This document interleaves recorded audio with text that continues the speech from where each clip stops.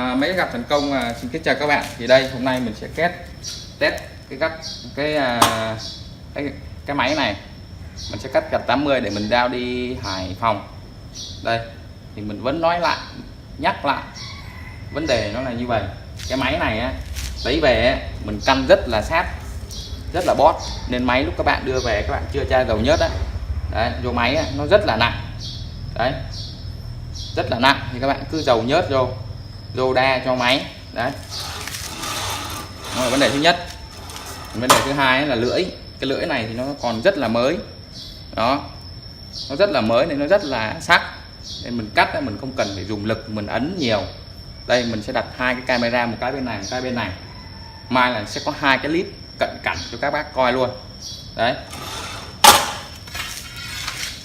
Đây mình sẽ cắt gạch 80 mà mình chỉ cắt có 3 phân thôi đấy. Đây 80 đây, cắt 3 phân thôi nha.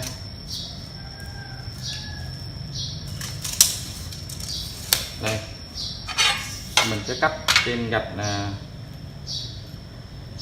là hàng nhập khẩu đây, Ampilet đây. Đây là hàng một da cửa trắng đây. Cái lưỡi nó còn mới, nó còn sắc á, mình không cần phải ấn đâu, mình cứ đặt lên mình đẩy nhẹ nhẹ thôi. Mình sẽ cắt rất là chậm để cho các bác coi đó. Đây, cắt rất là chậm để các bác coi đây đó. Cái lực của tay mình rất là nhẹ, mình không có dùng mạnh. Sơ em đó, em nhìn này, đây cận cảnh hai máy quay luôn nhé đó. Đây mình sẽ cắt tiếp 1,5 phân.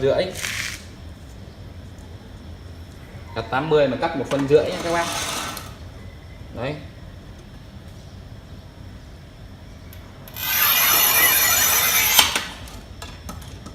Em có ăn được em nó không?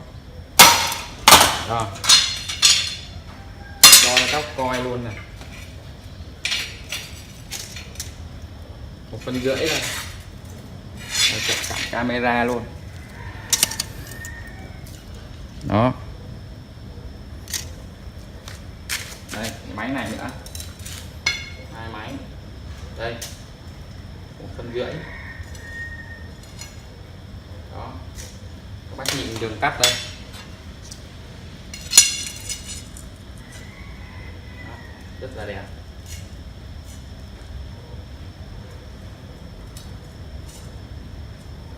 Đây bên này nữa,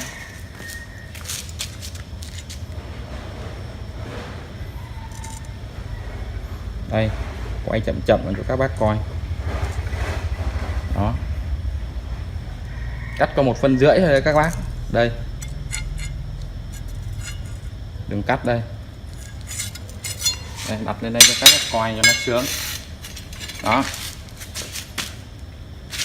Đây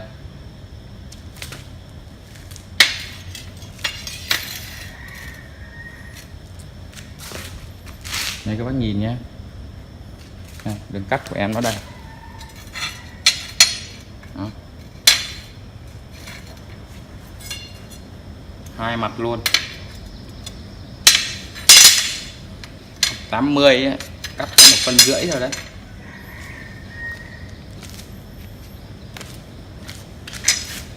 Đây mình sẽ hướng dẫn, mình sẽ cắt lại cho các bác coi đây. Mình sẽ làm rất nhiều những cái video như vậy. Nhiều ông 7 năm mà còn không biết sử dụng cái máy. Đây cắt gạch 80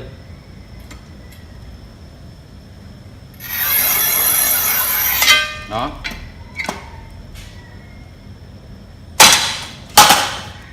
Đây các bác,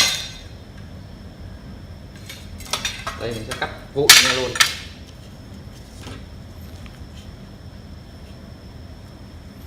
Thực chất là cắt những cái viên cỡ nhỏ này là cực kỳ khó nhá, chứ không phải dễ.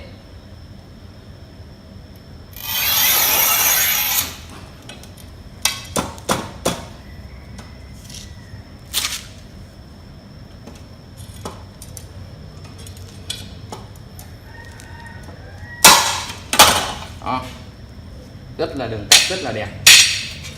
Để ở đây nó một cục vào.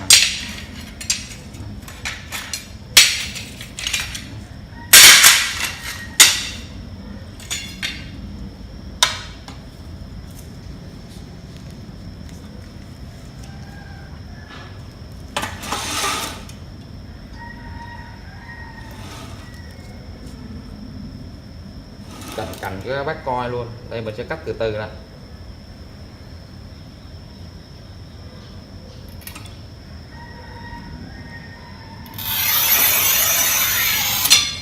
Đó, bên này là mình cắt có một phân thôi đấy. Đây, có nhìn đường cắt đây. Đây là lưỡi nó còn rất là mới. Đây các bác.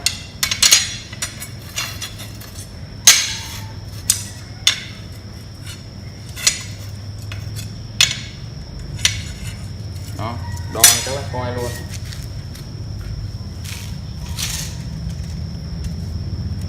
Một phân tư, 1/6. Đây 1,5. 1,5.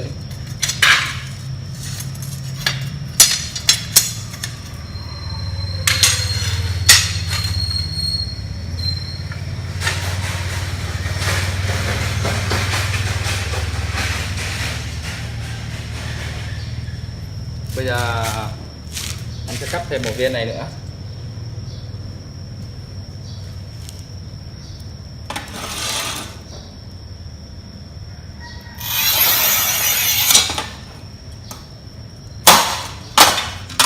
Đó, các bác coi nó chặt nó sướng. Đây, máy đây. Máy mới về em làm rất là bót, rất là sát. Các bác cứ dầu nhớt vô. Đấy, cho em nó trơn tru ngon lành cành đào như vậy là phết thôi. Còn đây là em sẽ cắt một viên đấy, là do lỗi kỹ thuật của các bác cắt bị sai nhé.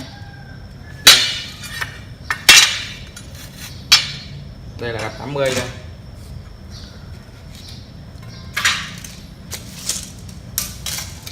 Đây đo các bác coi luôn. 80. Đây bên này luôn. Đập 2 camera quay đưa lên cho nó thích. Đây 80. Đó. Khi mà các bác cắt đây, các bác dùng lực này ấn như vậy. Đấy.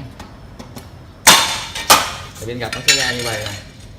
Đó các bác dùng lực á. Đó. Đây, cái lưỡi này nó còn rất là mới. Đây lưỡi trên máy này còn rất là mới. Đây, còn camera này luôn. Đó. Đó, thì các bác dùng lực nó sẽ ra như vậy. Đó, tại vì cái lưỡi ở trên máy này nó còn rất là mới, rất là ngọt, nên mình điều chỉnh cái độ lực nó vừa đều thôi. Đấy, còn về máy móc mà các bác em giao hàng các bác nhận về, các bác cứ dầu nhớt cho em. Đấy,